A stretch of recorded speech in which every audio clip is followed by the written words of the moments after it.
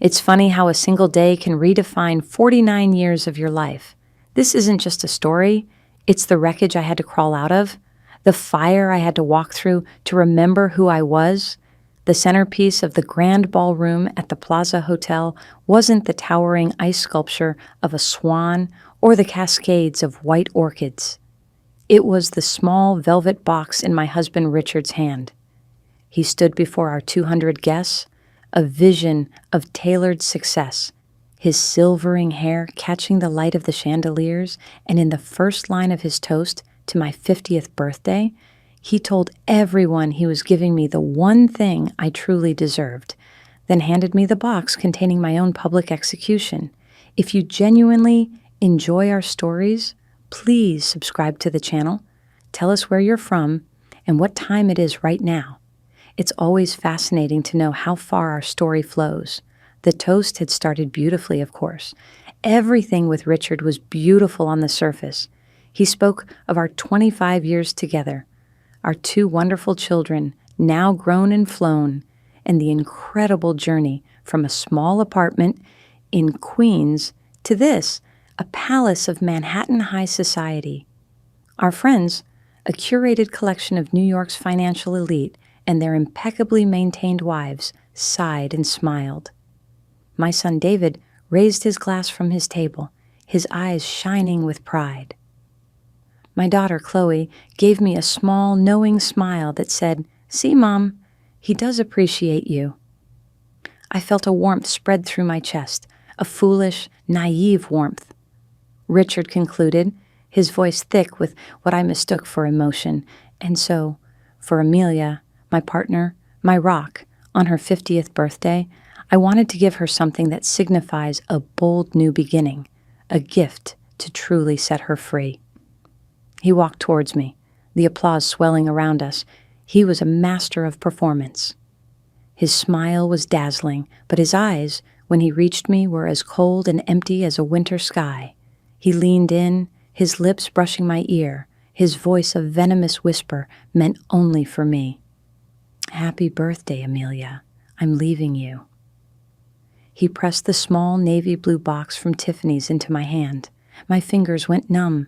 The weight of it felt impossibly heavy, a tiny casket for our marriage. My breath hitched. The applause was still echoing, a surreal soundtrack to the implosion of my world. My hands trembled as I lifted the lid.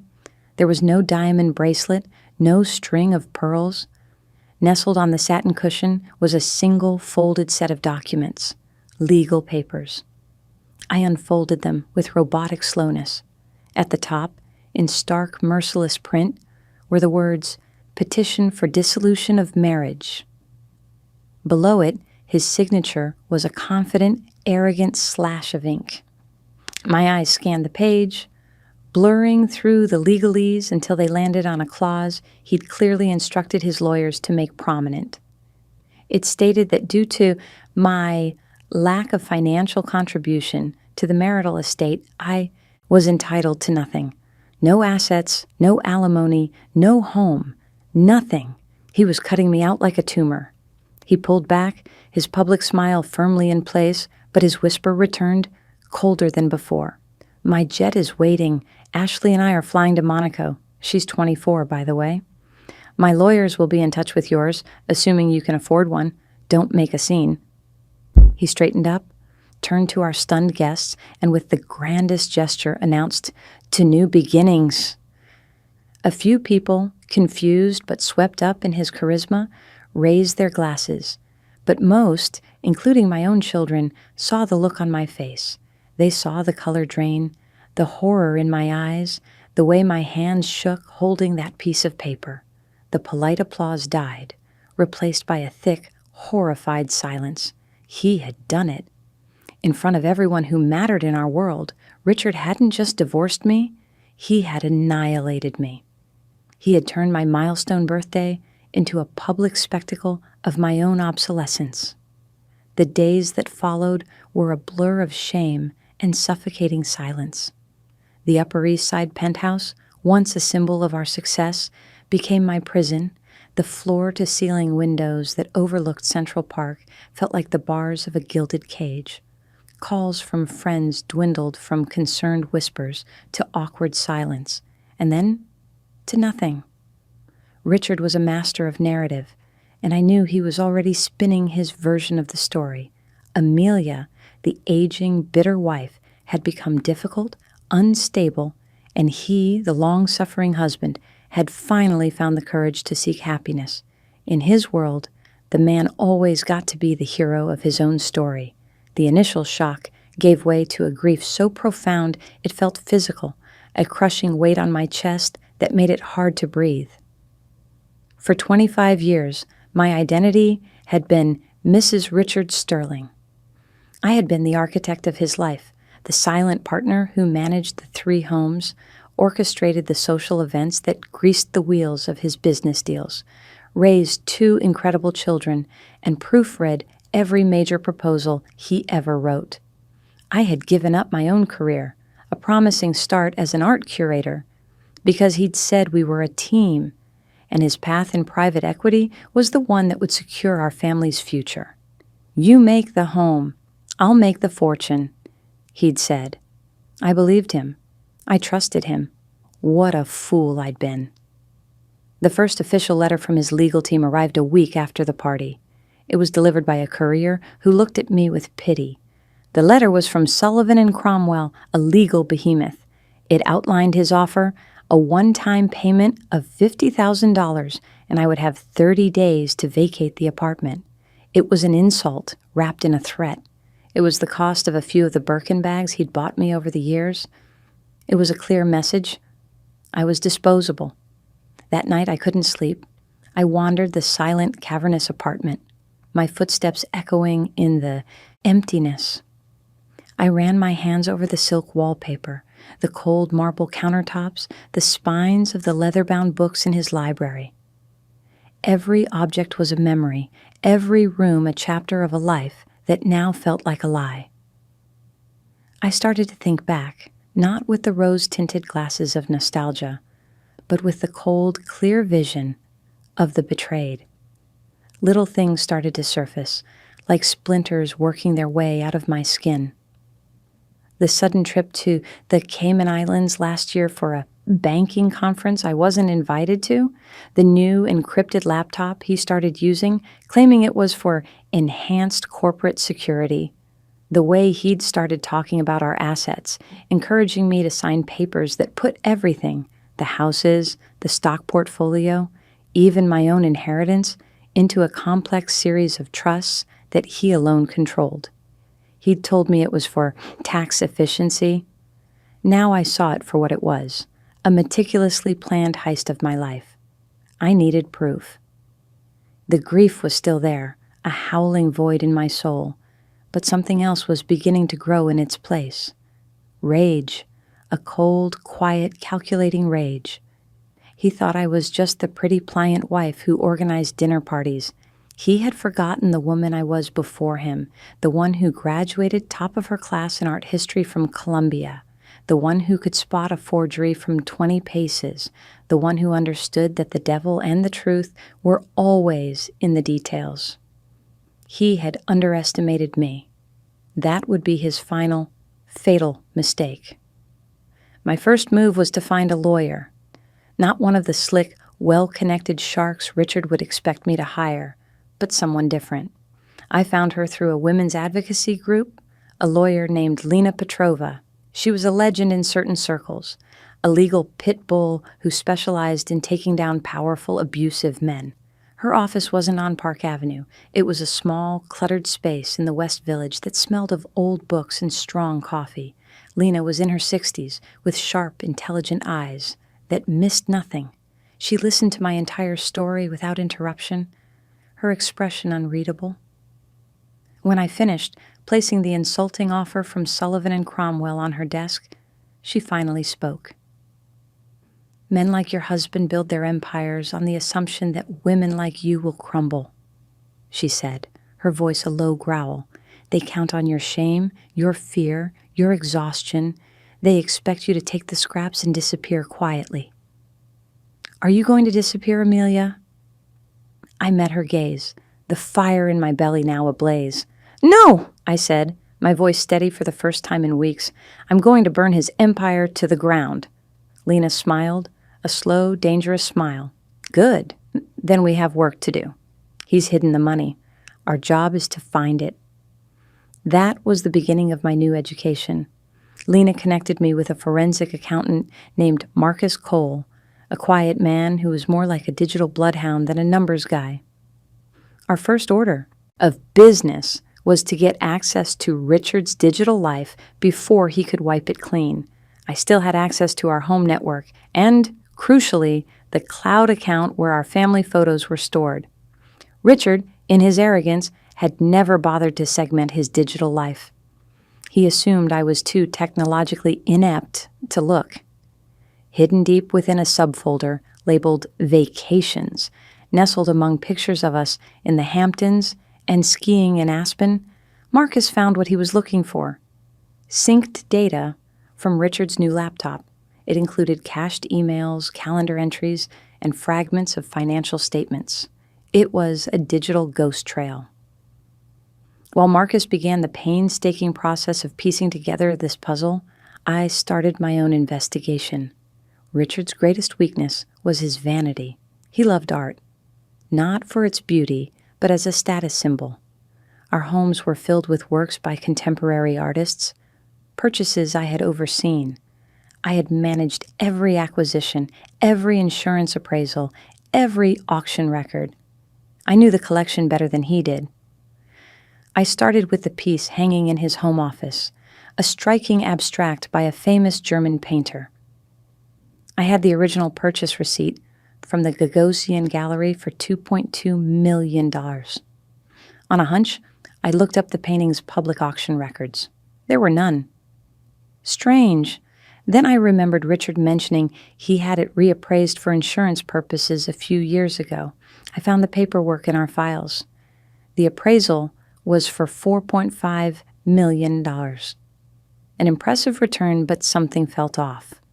I called the appraiser, an old acquaintance from my gallery days. After some gentle prodding, he admitted that Richard had pressured him for the higher valuation, even providing documentation of similar pieces selling for that much at a private sale in Geneva. That was the key. Private sales, no public record. It was a way to create value out of thin air. My mind raced. What if he wasn't just inflating the value for insurance? What if he was using the art for something else? I spent the next 2 weeks locked in my study, cross-referencing every piece of art we owned with the fragmented financial records Marcus was pulling from the cloud. A pattern began to emerge. Richard would buy a piece of art through our official joint account. A year later, he would have it reappraised at a much higher value. Then, according to the documents Marcus was unearthing, he would sell the piece to a holding company, a company I'd never heard of. There were 3 of them: Aegean Holdings, Apex Global, and Sterling Ventures LLC. They were all registered in the Cayman Islands. He wasn't just moving assets, he was washing them. He was selling our marital property to himself at an inflated price using offshore accounts. He was creating a massive, untraceable pool of cash that legally, on paper, looked like legitimate investment profits from his business. He was using my expertise, my passion for art, as the very tool to defraud me. The final piece of the puzzle clicked into place when Marcus decrypted a series of emails between Richard and a man named Julian Croft. Julian was the head of the International Art Fund at the bank Richard used. The emails were chillingly clear. They discussed the logistics of moving the artworks, the timing of the sales, the creation of the shell corporations, and then I saw her name, Ashley, the 24-year-old. She was Julian's daughter. This wasn't just an affair. It was a business transaction. Richard wasn't just leaving me for a younger woman. He was securing a deal. He was planning a merger with Julian's division, a move that would make him one of the most powerful men on Wall Street. Getting rid of me, the old wife, was just cleaning house before the new owners moved in. I felt a wave of nausea, followed by an electrifying surge of fury. He hadn't just betrayed me as a husband. He had used me as an accomplice in my own financial ruin. He saw me as a tool, and now that my purpose was served, I was to be discarded. Lena's words echoed in my head. They count on your shame, your fear, your exhaustion. They did. And for a moment, sitting there amidst a mountain of evidence, I felt the sheer scale of his power. Richard wasn't just a wealthy man. He was a fortress.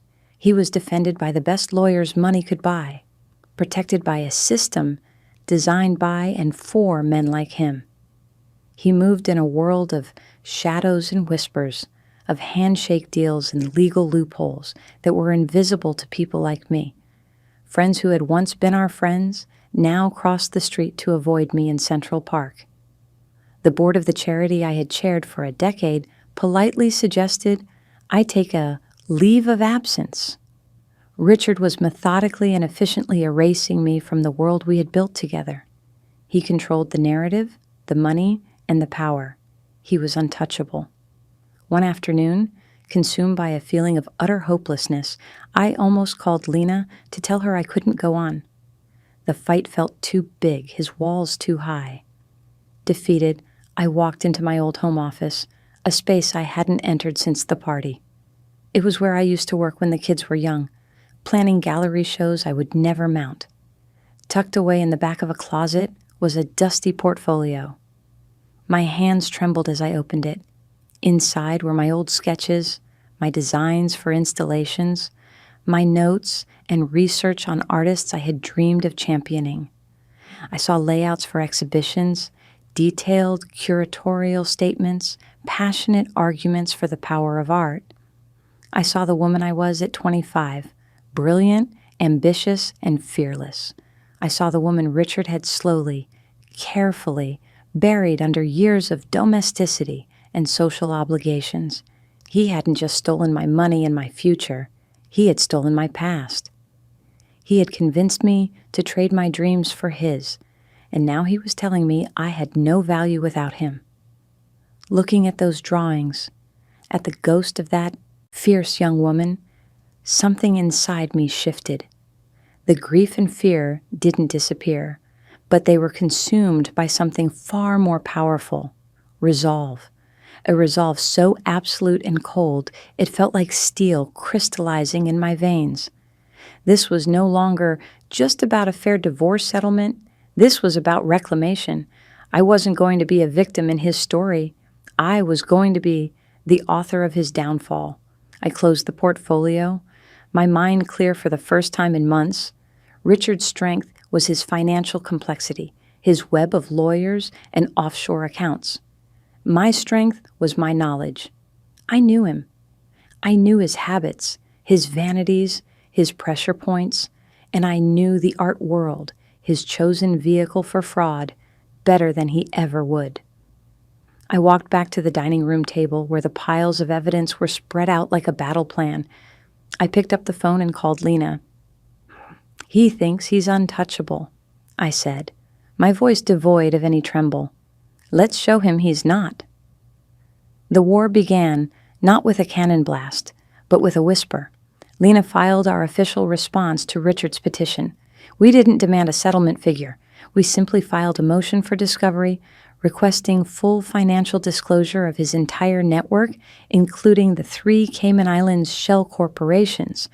It was a shot across the bow. His legal team responded with derision, a motion to quash our frivolous and baseless fishing expedition. It was exactly what we expected. They thought they could bury us in paperwork and legal fees. But we weren't trying to win in court, not yet. We were laying a trap. My role was to become the ghost in Richard's machine. I started by using my knowledge of his social circle. I knew which wives felt ignored, which business partners felt slighted. I'd hosted these people in my home for years. I knew their secrets. I started having chance encounters at the coffee shop near the Met or the lobby of the Equinox gym. I wouldn't mention the divorce directly. I would just be Amelia, looking a little fragile but dignified. I'd ask about their family, listen to their problems, and plant tiny seeds of doubt. It's been so hard navigating all the finances, I'd sigh to one wife. Richard was always so private about his international accounts. To a rival of his, I'd mention, I do worry about Richard. He's taking such huge risks with that new art fund merger. I was creating whispers, cracks in his perfect facade. Meanwhile, our real weapon was the art. I found a disgruntled former employee from Julian Croft's bank, a man Richard had bullied and then fired a few years prior. Let's call him Thomas. It took a quiet meeting at a discreet diner in Brooklyn and a promise of a sizable reward, but Thomas delivered the payload. He provided internal documents that showed the exact flow of money from Richard's firm through the art fund and into the shell corporations. It was the smoking gun, the Rosetta Stone that decoded Richard's entire scheme. But we didn't use it. Not yet. The trap needed one more element.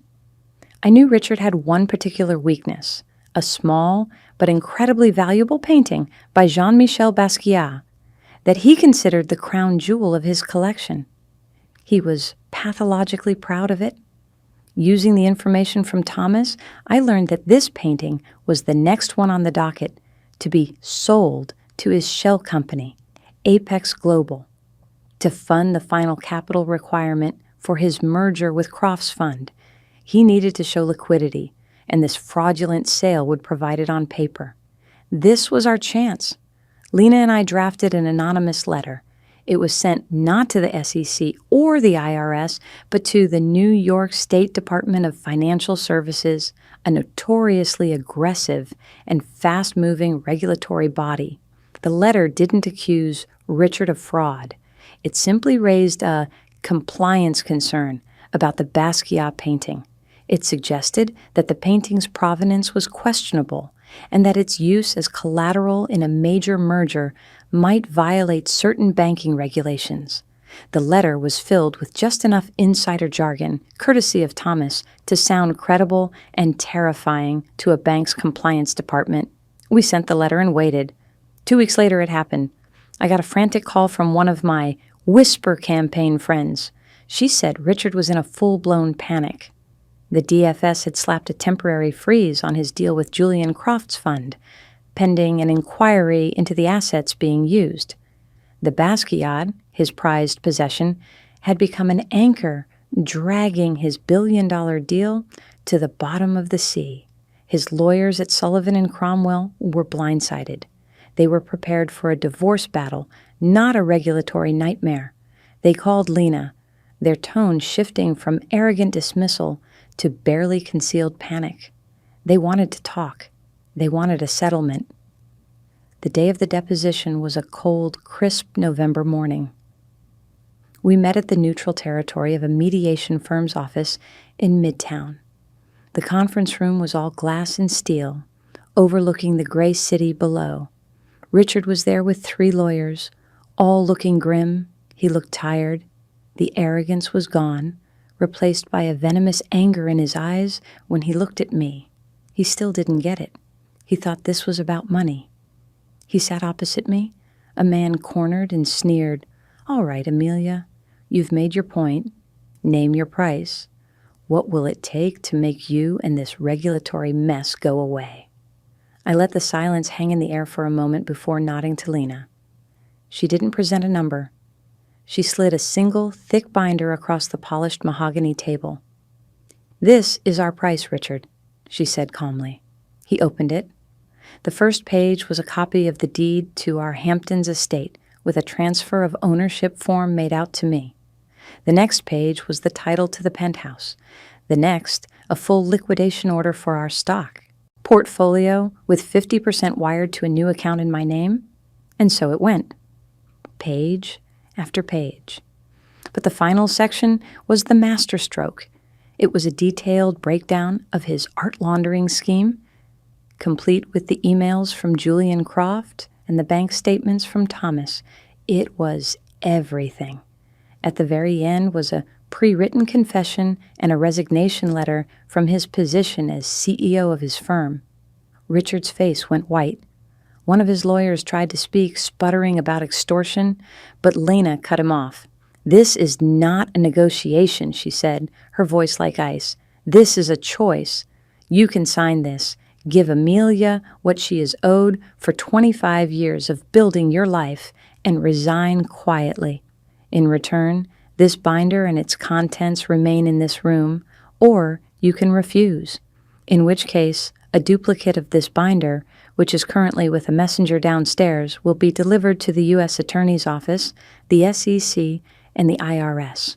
Your deal with Julian Croft will be dead, he and his daughter will be implicated, and you, Richard, will likely spend your 60th birthday in a federal prison.